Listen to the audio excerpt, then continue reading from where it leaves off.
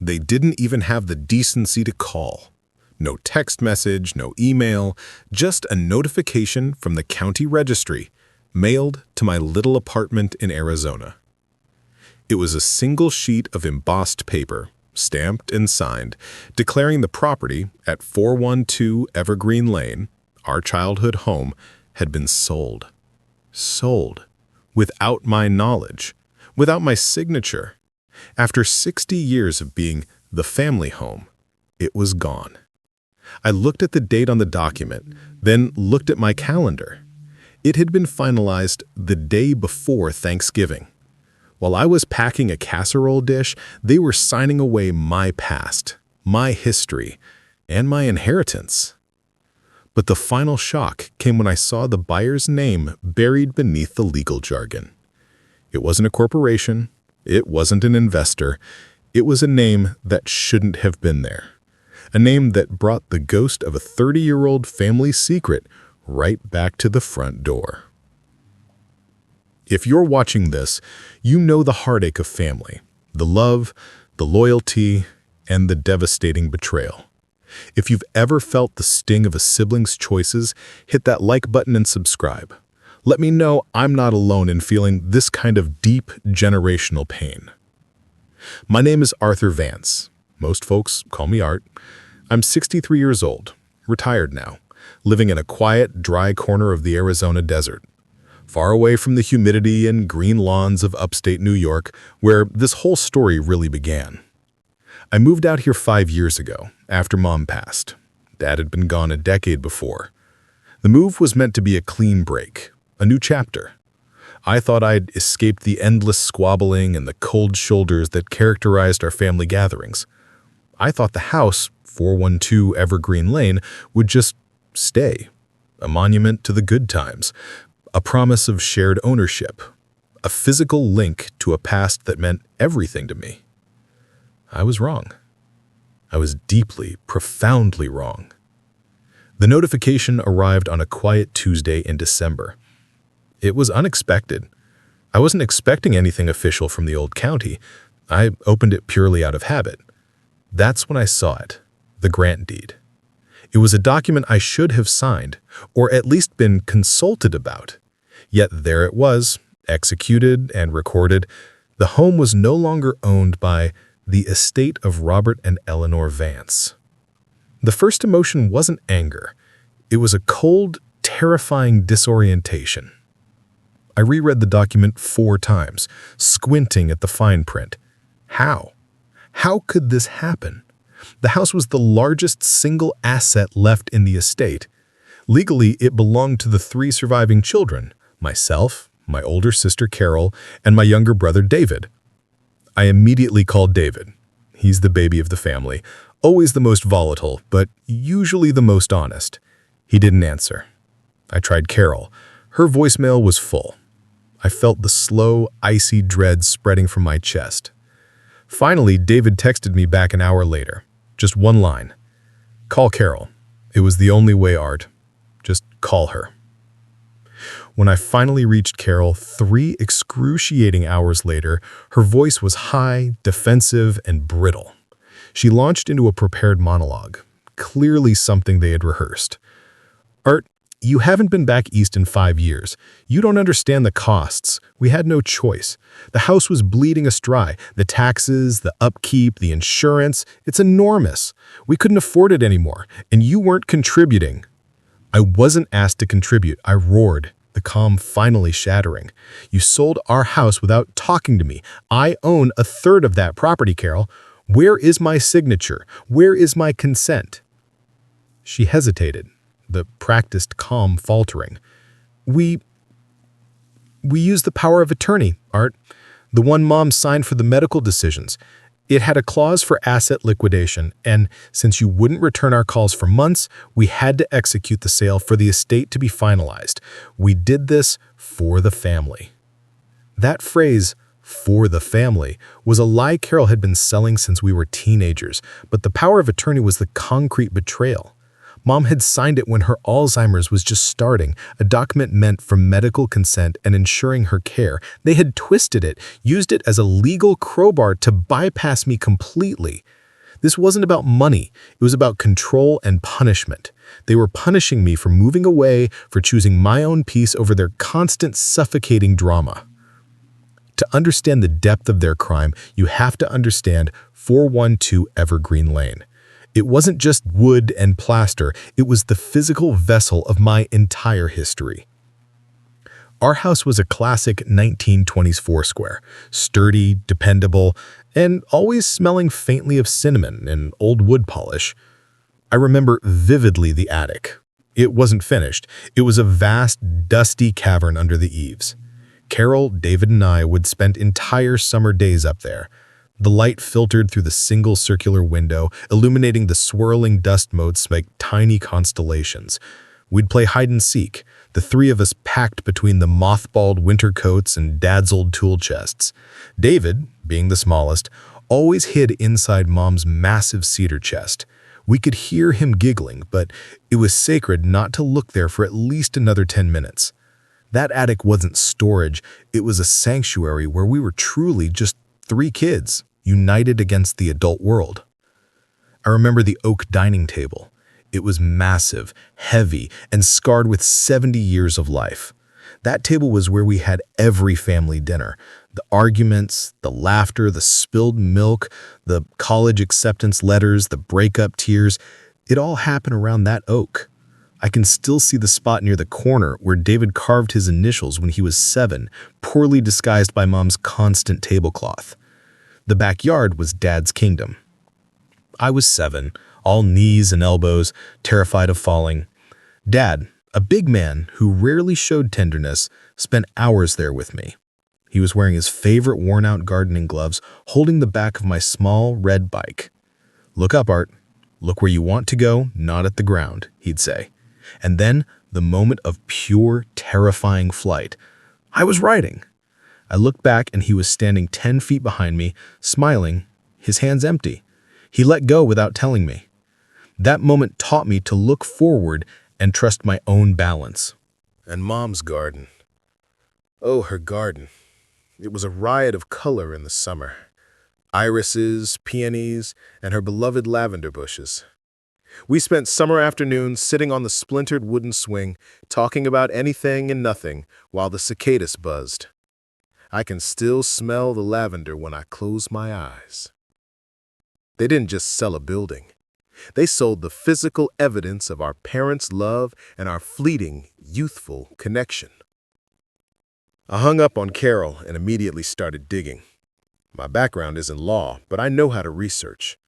The story Carol told me, "We did this because we couldn't afford it," didn't add up. The house was paid off decades ago. The tax bill wasn't insignificant, but the rents from the old commercial properties Dad still owned were substantial. I called an attorney back east, a decent man named Mark Olson. I didn't hire him yet. I just asked him to pull the full public record on the estate and the property. What Mark found was a chilling tapestry of deceit. The house wasn't just sold. It was sold quickly because Carol and David had taken out a massive, undisclosed $250,000 equity loan against the property 6 months earlier. The loan wasn't for the estate. The funds had been split and used to pay off David's disastrous business debts and Carol's massive credit card bills. They had signed the loan documents using the same fraudulent power of attorney, claiming the funds were needed for estate liquidity and maintenance. The debt was tied to the second, deeper betrayal. After Mom passed, the will stated the house would pass equally to the three of us. But Carol had convinced David that because they lived near Mom and handled her care during her final 5 years, while I was in Arizona, they deserved a larger share. This resentment had metastasized into outright theft. They leveraged their sacrifice to justify liquidating my share to cover their personal financial failures. My blood ran cold. This wasn't a misunderstanding about money management. This was premeditated financial elder abuse, using the POA fraudulently that turned into theft from an heir. I was no longer dealing with siblings. I was dealing with co-conspirators. I finally hired Mark Olson. "Mark," I told him, my voice dangerously calm, "I want to challenge the sale based on the fraudulent use of the POA. I want to expose the hidden debt, and I want an injunction placed on the transfer of the funds. But before you do that, I need to know one thing. Tell me the buyer's name again." He read it slowly. "Maria Delgado, acting on behalf of the Delgado Family Trust." The name hit me with the force of a physical blow, erasing the anger and replacing it with a profound, terrifying confusion. "Mark, can you pull any other information on Maria Delgado? Anything at all? A previous address, anything tied to the family?" Mark was a professional. He knew the name meant something more. He called me back the next day. "Art, this is strange. Maria Delgado is 65 years old. Her address is listed here in northern Massachusetts, but her maiden name was Hayes. Maria Hayes. Hayes. Maria Hayes. My mother's maiden name was Eleanor Vance. My father's name was Robert Vance. But the name Maria Hayes at 65 meant one thing and one thing only. A secret that had been buried deeper than any foundation of that old house. Maria Hayes was my father's sister's daughter, my first cousin. But she wasn't just a cousin. Maria was the daughter of Patricia Hayes. And Patricia Hayes was the reason my family hadn't spoken to half of our extended relatives for over 30 years. The secret was simple. My father, Robert Vance, had bankrupted his sister, Patricia, in the 1980s. Dad had co-signed a huge business loan for Patricia's husband, who had a disastrous construction venture. When the venture failed, Dad quietly paid the bank, but then legally seized all of Patricia's assets, her land, her vacation cabin, everything, to, quote, recoup the loss. It was legal, but it was brutal. Patricia died a few years later, broken and estranged. Her daughter, Maria, was a child when it happened. She grew up hating our side of the family, viewing us as thieves who stole her mother's life. Maria Hayes, now Maria Delgado, had bought our childhood home. This wasn't an investor. This wasn't even random bad luck. This was retribution. This was the past, rising up like a vengeful spirit, buying the last remaining piece of the family's original empire. I instructed Mark to slow the legal challenge on the sale itself. The buyer's identity changed everything.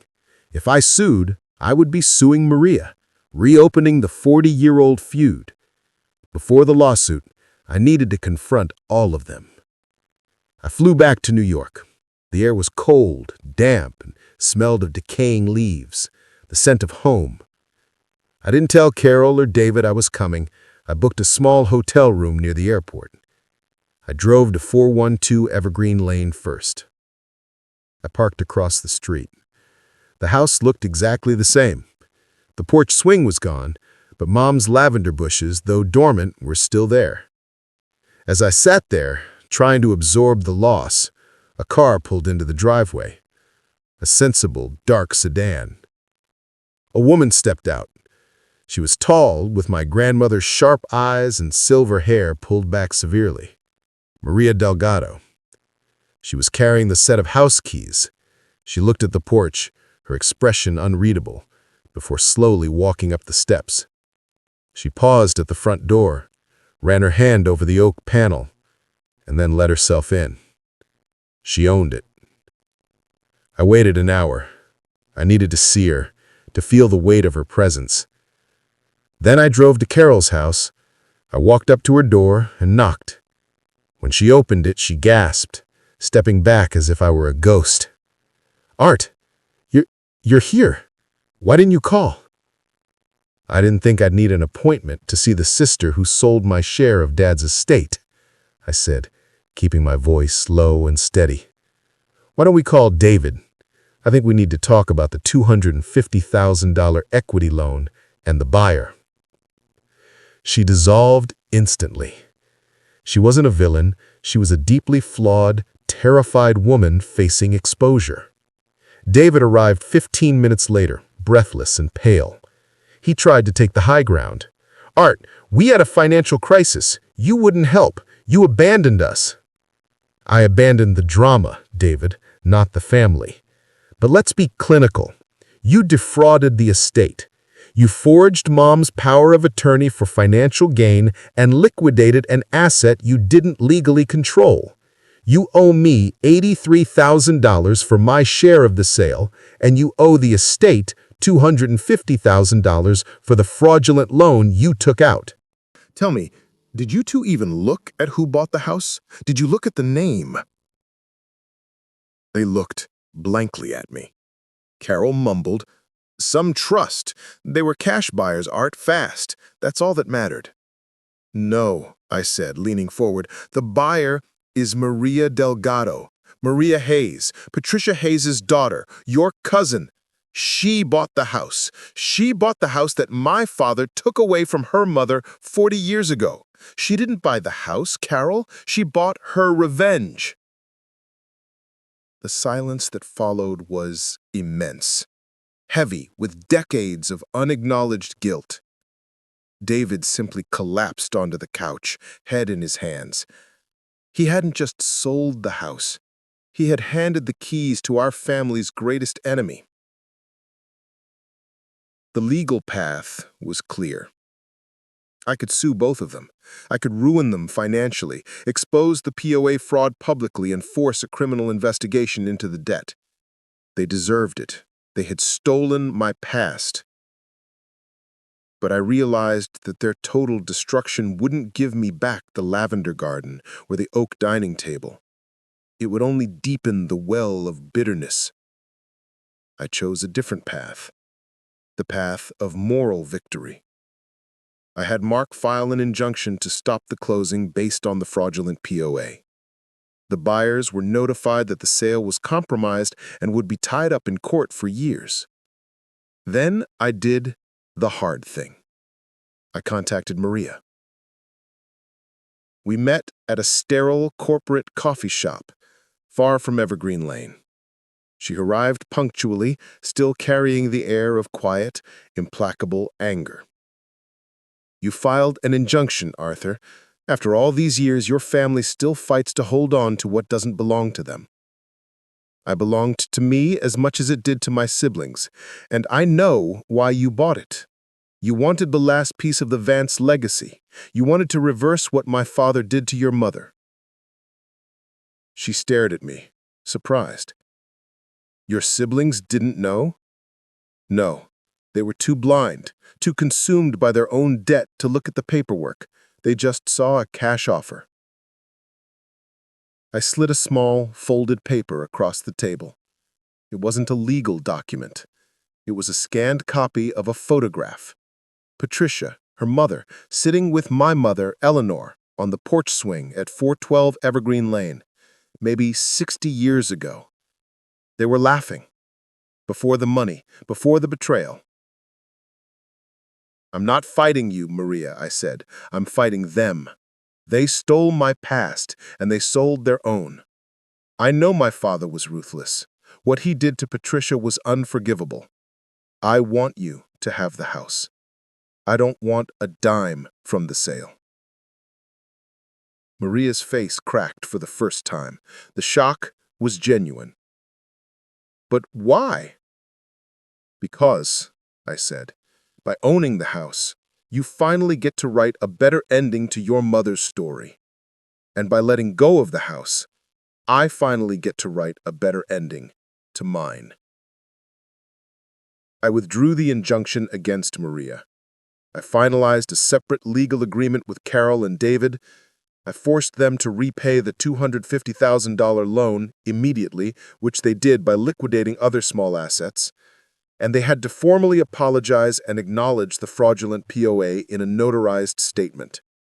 Crucially, I accepted $1 as my share of the sale proceeds, a symbolic payment that confirmed their guilt while protecting my dignity.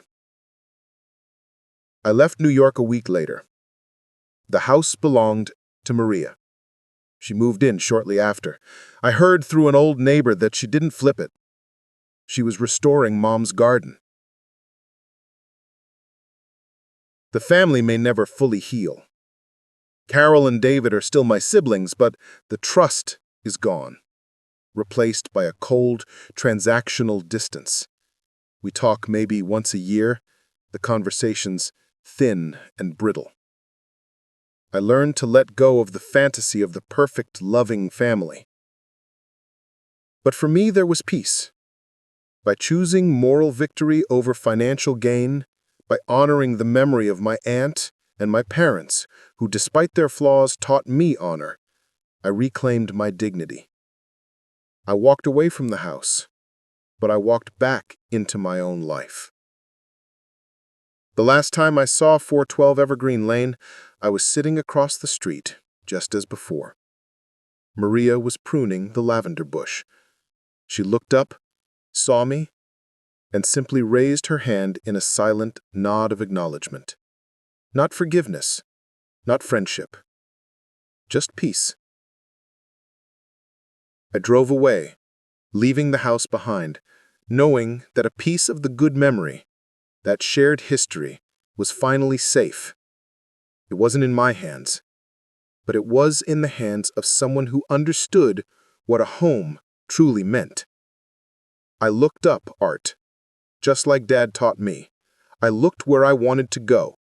It's hard, isn't it? When the people you share DNA with become strangers, when the memories you cherish are used as ammunition. But I want you to know this. You can reclaim your peace. You don't need the physical building to hold your history. The attic is in your mind. The scent of lavender is in your heart. If this story reminded you that the greatest victories are often moral, not financial, please share this video with someone who needs to hear it. And remember, sometimes the only way to save a piece of your family's past is to let it go into the hands of someone who was hurt by it. That's what true closure looks like. Thank you for listening to my story. Take care of yourselves.